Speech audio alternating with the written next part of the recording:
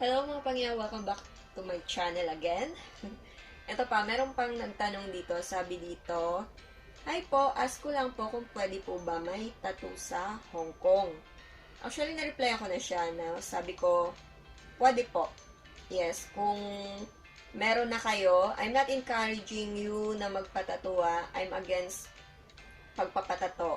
Hindi ko po kayo ni-encourage na magpatato. Pero kung if ever na meron na kayo, hindi naman na yan matatanggal, di ba?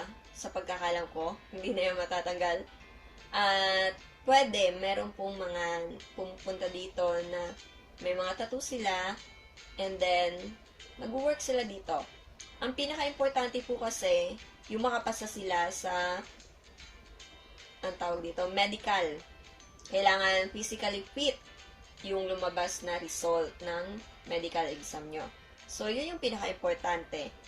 Kung may tattoo kayo, although meron akong, ikwento ko, meron akong kasama, yung dati kong kasama sa first employer ko dito na, yung employer yung may ayaw.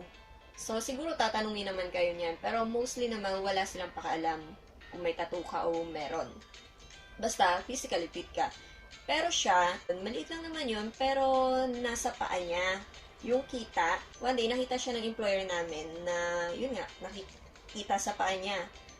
Kahit naka-long pants siya, kita yon kasi yung nasa paa talaga mismo. Pero hindi naman siya tinerminate.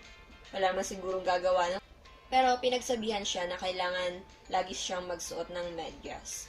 So, sumunod na lang yung kasama ko. Diba? So, depende siya sa employer, pero mostly naman walang pakialam yung mga employer about yan. Kailangan nila physically fit ka. So, yun, pangyaw. Sana, actually, may video na rin ako niyan sa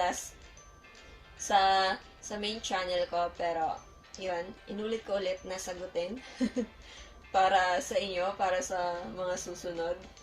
And that's it. Sana makatulong po yun sa inyo. Thank you for watching. Bye! God bless!